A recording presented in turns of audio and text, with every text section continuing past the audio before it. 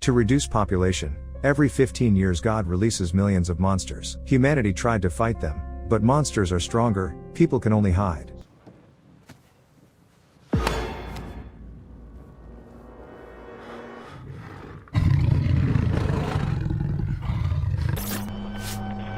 The film begins with a story about the so-called First Judgment Day. Then, from the depths of the earth, from ordinary minds, hordes of monsters poured out. They killed millions of people, destroyed cities. A real war began with these monsters, and in the end, they were exterminated. On the site of the former wells, protective installations were built, gates, which are designed to protect people from repeated intrusions. 15 years have passed. The world was able to recover a bit from the experience. One of those who were lucky enough to survive is Laura. She works at the school. She has a persistent but unsuccessful male friend, Milton, whom she periodically refuses dates. Most likely, the reason for this is resentment towards her ex-husband, Dave. He was not with Laura during the Day of Judgment, and she, pregnant, had to survive on her own. Dave and Laura have a son, 15-year-old Tyler. He disappears all day at the skate park with his friends and his girlfriend, Maddie. In his spare time, he plays computer games and is a bargaining chip in the difficult relationship between his father and mother, who broke up immediately after his birth. Meanwhile, the situation is heating up. An eclipse is approaching, and this is one of the heralds of a possible monster invasion. In addition, seismic activity has increased, protective dome personnel are conducting emergency checks, and there is very disturbing news in the news. Mass extinction of fish began everywhere. The same thing happened the day before the First Judgment Day. Migration is another alarming signal. Everything is repeating itself, as it was 15 years ago. Tyler is spending the weekend at his dad's when the phone rings. Dave gets a call from his old friend Ted.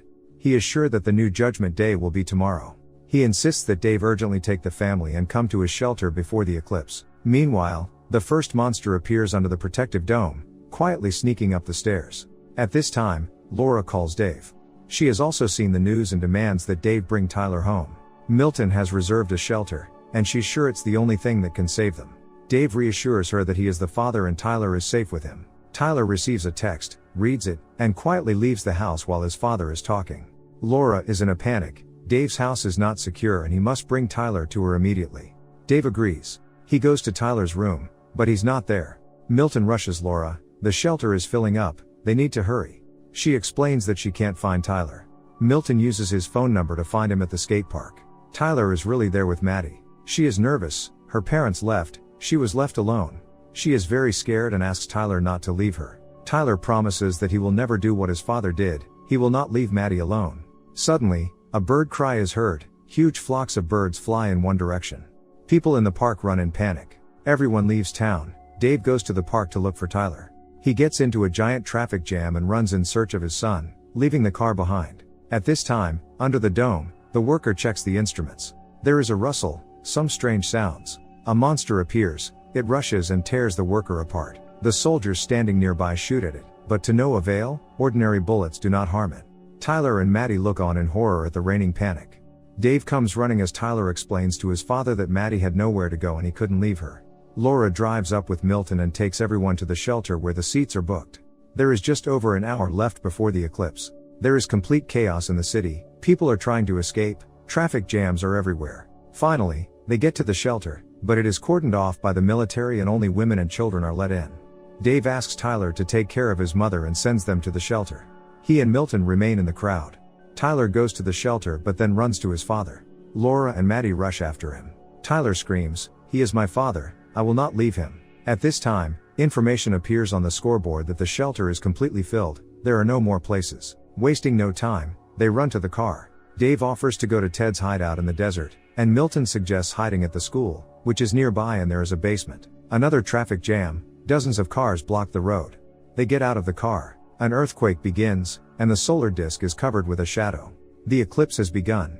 Under the protective dome, the monsters make their way out. They're crowds, crawling, flying, they capture the city. Dave suggests leaving the city, it's much more dangerous here. He wants to drive himself, but Milton is outraged. This is his car and he knows how to save everyone. They have a fight with Dave, but then Milton is grabbed by a flying monster, soaring with him into the sky. Laura screams heart-rendingly, Dave stuffs her into the car, and they try to get out of this hell.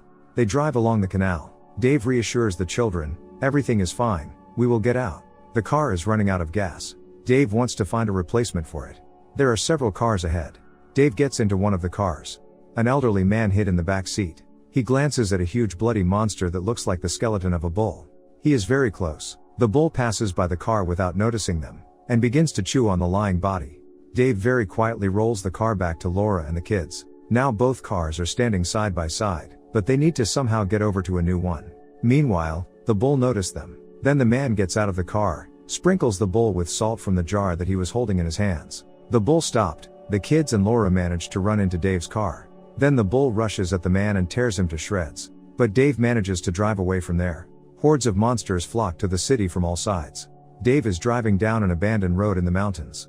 They drive up to Ted's hideout. It is really sound and looks like a concrete bunker. There are cameras on the roof, but no one reacts when they knock. The doors are closed. Ted is sitting behind the monitor. A gun is put to his neck. Someone is standing behind. Monsters run in a herd along the mountain. They rush straight to the shelter. Dave grabs a tire iron in an attempt to protect the family, but at the last moment, the doors of the bunker open and they run into it. Dave happily hugs Ted. Besides him, his wife Stella is in the bunker, and a military man is sitting in the corner. Ted introduces him as his acquaintance, Corporal Garrett Jensen. The monitors show how the monsters are trying to smash the door. Everyone is tense, and Garrett keeps to himself. Maddie asks how the monsters feel them. Can they see through the walls? Garrett smirks. They react to light, heat, but I think they see our soul. They are the offspring of the devil, which means God too. They torment the flesh, but feed on the soul. Are you religious, Corporal? Laura asks. Today, yes, he replies. He says that on the first judgment day he worked at a refinery. When the monsters poured in there, he managed to dive into a pond of salty mud, where they were afraid to approach. He sat in the dirt and listened as the monsters destroyed 150 of his colleagues and friends. Garrett is very engrossed in his story and doesn't notice Ted signaling Dave to touch the knife. Dave understands and quietly takes the knife. That is why it is called Judgment Day, continues Garrett. The devil rules on this day. At this time, something that looks like a centipede crawls from the street into a small hole in the mesh covering the window. Garrett says he'll be on duty first. Ted invites them to stay as well and looks meaningfully at Dave. But then Garrett pulls the gun out of its holster, forcing Dave to put down the knife. Garrett explains that he tried to hide and found this hideout. Kind Stella let him in, although Ted was against it. He survived the first time and will survive now, no matter what the cost. Tyler throws himself at Garrett. He tries to take the gun from him, but Garrett throws him away. Dave comforts the corporal. At this moment, a centipede-like monster rushes out of the wall at Stella. Ted rips it off his wife's neck and pours salt on it. Dave grabs a gun from Garrett and shoots it. They tie up Garrett, try to stop Stella's blood. Then Dave sees help come for the monsters, a huge bull. He understands that they are doomed. They need to get out of the bunker. The bull is trying to kick down the doors. Ted doesn't want to go out. He says his wife won't survive outside. But Stella asks him to go with everyone. There is an underground passage under the bunker. It leads to the mountains. Garrett persuades him to take him with him. He has a car with a full tank and he can take everyone to the gate. There are bunkers and the creatures came out of there. They will not come back. They do not believe him, but he insists. He was just trying to survive and now it is beneficial for him to help them. They decide to go. Get us there and we'll forget about everything, Dave promises Garrett. They arm themselves. Ted has a whole arsenal of weapons. The bull breaks down the doors more and more insistently, but they manage to run out into the tunnel. They go to the car. Stella becomes ill. Dave and Laura begin to argue. She chides him that they could be in the shelter now. Tyler then spots a monster on the side of the road. It's dead. Maddie approaches it. Here, long tentacles of the monster protrude from a hole in the ground and twist around her legs, trying to drag her away. Maddie screams wildly. Tyler and Dave rescue her. Garrett offers his help and Dave cuts the ropes on his hands. They go to the top of the mountain. They see a devastated and burning city. They go down to the car, but it won't start. Monsters appear on top of the mountain and rush straight towards them. Garrett tries to start the engine, while Stella looks at the crowd of monsters, then at the gun in her husband's hands. She draws her gun, gets out of the car. Ted begs her to hand over the gun. But Stella turns away and goes to the monsters. She understands that she is doomed. Ted calls her, crying, but Dave stuffs him into the car. At the last moment, they manage to leave. Crowds of monsters rush after them. On the way, they pick up a radio signal. They report that almost all the shelters could not withstand the onslaught and were ruined. Laura puts her hand on Dave's shoulder as he strokes her. They come to the gate. It's empty, but the doors are open. Garrett says the hideout is in the basement. They're heading there, but the power needs to be restored. Garrett and Dave decide to do it. The others go to look for the first aid post. Ted has a wound in his back. Dave restores electricity. Garrett says that the gate was prepared for a second invasion. Tons of salt were pumped into them, But the well was too deep. They go to the others and then they hear the roar of monsters and see a bloodied corpse. There are 2 hours left until the end of the eclipse. Garrett offers to hide in a chemical warehouse. There the doors are impenetrable. Suddenly, a monster attacks Garrett. Together with Dave they manage to deal with it, but the rest of the monsters run to the noise. Garrett quickly runs through a door and closes it behind him. He gives himself some kind of injection. His veins are swollen and black. Dave returns to his family and asks Tyler to keep his mother safe while he's away. He wants to level the playing field and funnel the salt water through the tank pipes to keep the monsters out. Laura kisses Dave and tells him to be careful. Dave makes his way through the ventilation, sees how the monster devours the prey. Dave needs to turn off the taps next to that chewing monster. He manages to open the faucet. Water is collected in containers. Dave climbs back, but the monster sensed it and rushed after him. Dave fights back, sprinkles it with salt and the monster crumbles to dust. Meanwhile, the others had already been hunted down and surrounded by monsters. Tyler shoots back. Then Dave's voice is heard from the loudspeaker. He asks to turn on the fire alarm. The monsters have surrounded them. They are getting closer. Ted tells Tyler, "Protect the family, son," and goes at the monsters with an axe. Several monsters pounce on him at once. Tyler shoots back. Bloodied Ted tries to fight back. Tyler runs out of ammo. He turns on the fire alarm. Jets of salt water hit from all sides. They fall on the monsters and they crumble into bloody dust, squealing in pain. They are saved, but Ted is dead. The eclipse ends. All monsters return through the gate back. Children with Laura run out to some area. Garrett is standing there with a gun. He shoots Tyler. "It's not our world anymore. He won't survive anyway. God has a day off," he says and aims again. Laura tries to cover her son with her body.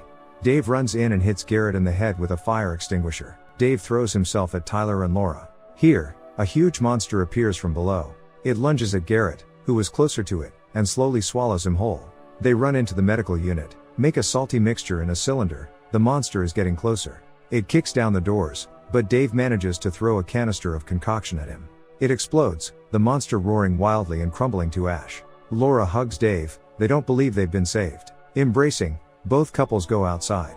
The world is ravaged, but the monsters are gone. Maybe this is another respite, but one thing is clear: life will be reborn and light will always defeat darkness.